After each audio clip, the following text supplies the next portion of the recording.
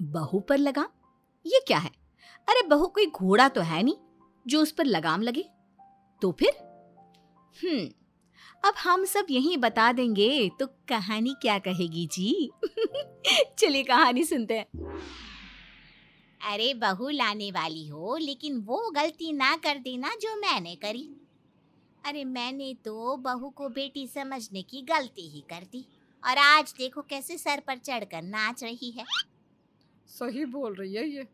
अरे बहुओं को डे 1 से ऐसे रखो कि भाई तू आ गई है तो ठीक है, लेकिन यहाँ फैलने की जरूरत ना है, क्योंकि ये अपुन का एरिया है। क्यों?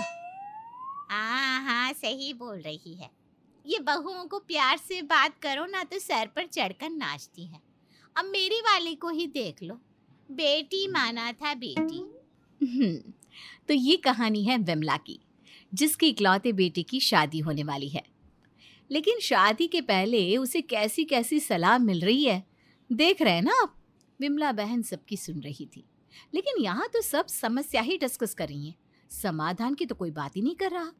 तभी एक समझदार सी बुढ़िया आती है और कहती है, देखो, बहू पर लगाम लगा कर रखना है तो सिर्फ एक ही तरीके से हो सकता है। सभी बुढ़िया की ओर उम्मीद से देखने लगते हैं कि अब मिल गया बहू पर लगाम लगाने का तरीका। देखो, साफ सीधी बात है, अगर बहू को लगाम में रखना है तो वो बिल्कुल मत करो जो वो चाहती है। ऐसे में 10 में एक बार तुम उसके मन की करोगी तो उसे कदर होगी, सर पर चढ़ाओगी तो फिसल जाएगी, समझी? विमला को समझ में आ जाता है कि बहू को लगाम में कैसे रखना है। फिर क्या, आ जाती है विमला की बहू। बहू अपनी माँ से कहती है, माँ, बड़ा अच्छा घर देखा है तूने मेरे लिए, बस माँ और बेटा, छोटा सा परिवार। बेटा, छोटा परिवार है, तुझे ज्यादा लोगों को खुश रखने की जरूरत नहीं है। बस एक ही सास है, उसकी हर बात मानना, और जैसे मेरी सेवा करती थी वैसे ही सेवा करना। हाँ माँ, बिल्कुल, वो तो वैसे भी बहुत अच्छी लग रही हैं। पता है, मुझे अपनी सबसे महंगी साड़ी और जेवर एक बार में दे दिए। माँ भी बेटे के संस्कार जानकर खुश होती है। अच्छा माँ, चलती हूँ, उनके पास जाकर बैठ जाती हूँ, पता तो चले कैसी है वो। बहू सास के पास जाती है और पैरों के पास बैठ जाती है। माँ जी, आपको किसी चीज़ की ज़रूरत है तो बता दीजिएगा। हाँ हाँ, तुझे ही बताऊंगी ना, मैंने कौन सा यहाँ नौकरानी पाल रखी है। अब जा मेरे लिए चाय लेकर आ। बहू को सास से यह बिल्कुल उम्मीद नहीं थी। वो तो सास को माँ का दर्जा दे रही थी, लेकिन सास ने तो सीधा नौकरानी से तुलना कर दी।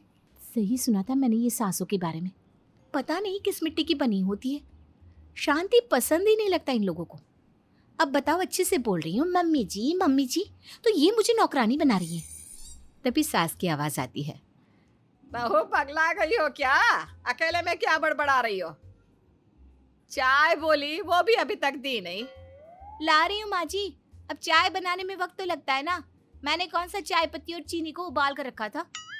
हाय रे, बहू के मुंह से इतनी बात सुनकर सास की तो पैरों तले जमीन हिल जाती है। आहा, क्या जबान चला रही है? अरे माँ ने कुछ सिखाया नहीं क्या? माँ ने तो सिखाया था माँ जी, पर क्या करे, लगता है आपको घर का कुछ और ही माहौल पसंद है। ज्यादा बोल मत, समझी? जबान खींच लूंगी। फोन की तार नहीं है मेरी जबान जो खींच लेंगी आप। बहू सास को चाय ला कर देती है और अपनी चाय लेकर कमरे में चली जाती है। पता नहीं कैसी औरत है, सोचा था कि साथ बैठकर चाय पीऊंगी, लेकिन कमरे में अकेले बैठकर पीनी पड़ रही है चाय। बड़ी आई, अरे तमीज ही नहीं है। अब आप लोग ही बताइए, कोई कैसे ऐसी बहुओं से प्यार जताए? माए तो इनकी मायके से ही सास बुरी बला है, सिखा कर भेजती है। वही बहू अब अपने काम से काम का मतलब रखने लगी और सास बहू पर पूरा अत्याचार। बहू देख, ये सूट वूट यहाँ नहीं चलेगा, ये मेरा घर है, तेरे मायके का आंगन नहीं जो तू सूट पहनकर फुदके। और हाँ, सर पर पल्ला भी होना चाहिए।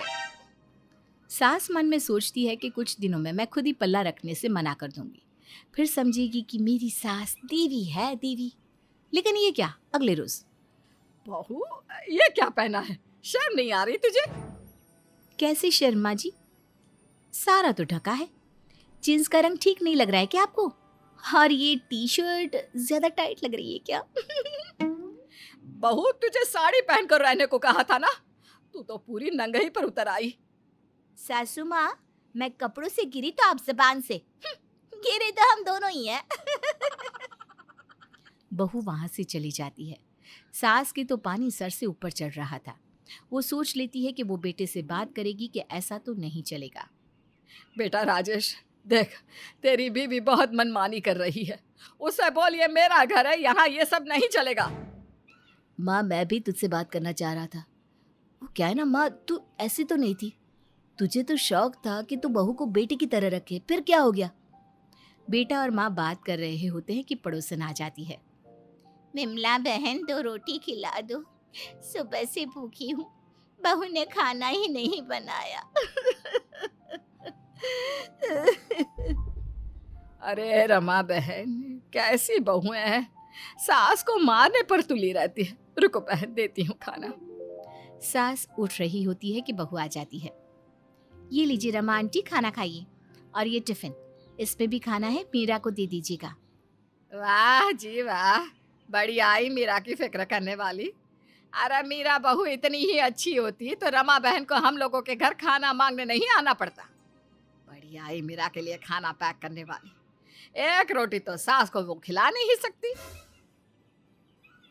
और क्या बहन जी, सही बोल रही हो, लेकिन ये बहुओं का भी ना ग्रुप बना हुआ है। सब उसी में सास की बुराई करती रहती है और खुद की प्रशंसा। माँ जी, मीरा ने खाना क्यों नहीं बनाया? ज़रा ये बात भी तो रमा आंटी से पूछ लीजिए। मीरा को बच्चा होने वाला है। आज सुबह से वो दर्द से तड़प रही है, लेकिन आंटी तो चाहती है कि बच्चा घर में ही हो जाए, उन्हें उसे अस्पताल भी ना ले जाना पड़े। हाँ, तो हमने 4 बच्चे पैदा किए हैं, वो भी घर में, समझी? डॉक्टर ना बन ज्यादा। और हाँ, दर्द में भी हमने अपनी सास को खाना दिया है। अब तो सास को पड़ोसन पर गुस्सा आ जाता है। अच्छा, तो ये मामला है। बहू जा गाड़ी निकाल, मीरा को हम लेकर चलेंगे अस्पताल। अरे शर्म आनी चाहिए रमा, बहू दर्द से कांप रही है और तुम्हें रोटी खाने की पड़ी है। बहू निकाल गाड़ी। बहू को सास का ये रूप देखकर खुशी होती है।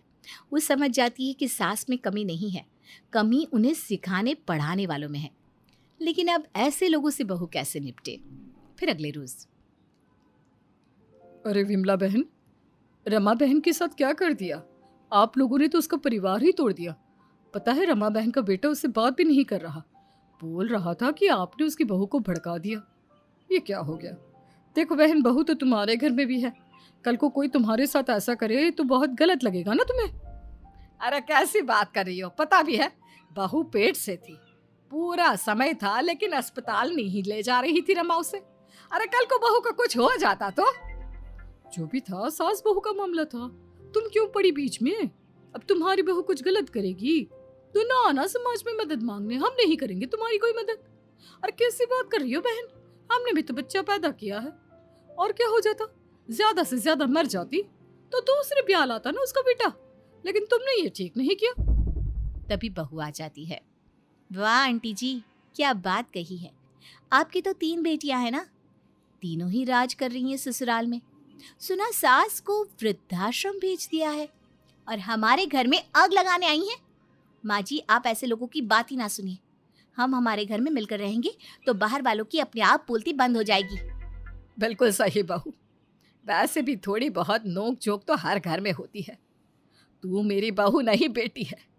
अच्छा बहन जी, मुझे तो पता चल गया कि बहुओं को लगाम नहीं, आज़ाद करने की ज़रूरत है, जिससे घर में शांति और प्यार बना रहे। आप कब समझ जाएंगी ये बात?